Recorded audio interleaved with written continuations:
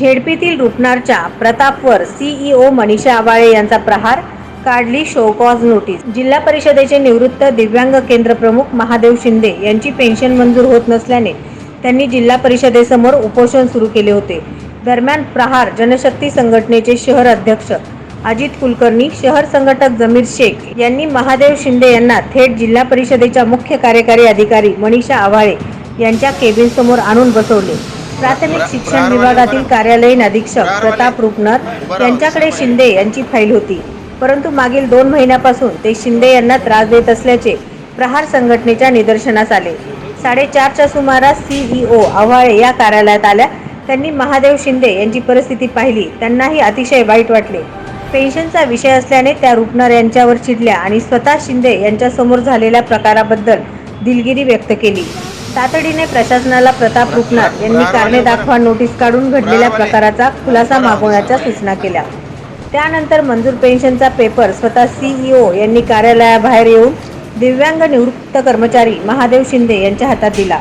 दरम्यान प्रहारचे अजित कुलकर्णी यांनी प्राथमिक शिक्षण विभागातील कार्यालय अध्यक्ष रुपनार यांच्या कारभारावर प्रचंड संताप व्यक्त करत जरी मुख्य कार्यकारी अधिकारी यांनी कारणे दाखवा नोटीस दिली असली तरी जोपर्यंत त्यांचं निलंबन होत नाही तोपर्यंत प्रहार शांत बसणार नाही असा इशारा दिला आहे।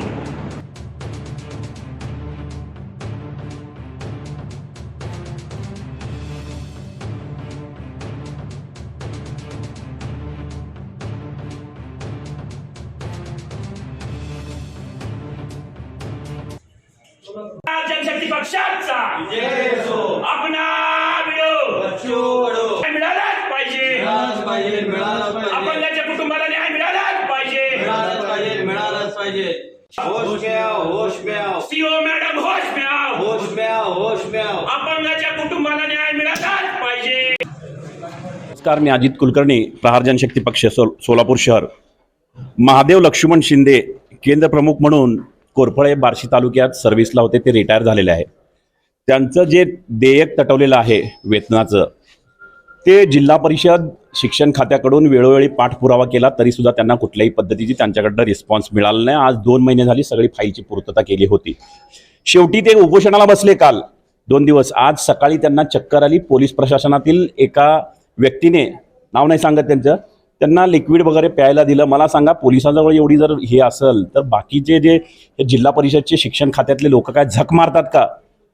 ते रुपनर साहेबांकडे वित्त विभागाकडे गेला असताना त्यांनी म्हणजे कुठल्याही पद्धतीचं लेखी दिलेलं नाही। दिलं नसताना प्रहार जनशक्ती पक्ष शेतकरी संघटनेच्या वतीने आज कालच ही गोष्ट मला कळाली होती, पण मी स्वतः आज येऊन संबंधित व्यक्ती जे आहेत ते आणून सीओ साहेबांच्या ऑफिसच्या समोर बसवलं।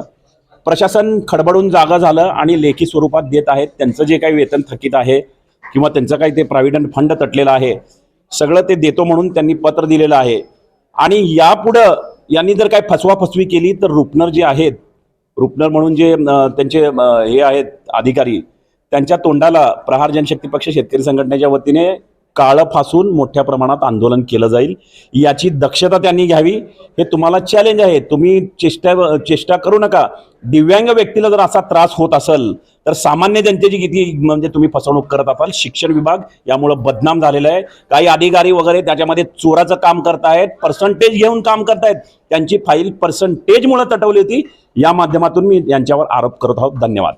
नवनवीन बातम्या पाहण्यासाठी SB न्यूज चॅनलला लाईक करा, शेअर करा, सबस्क्राईब करा।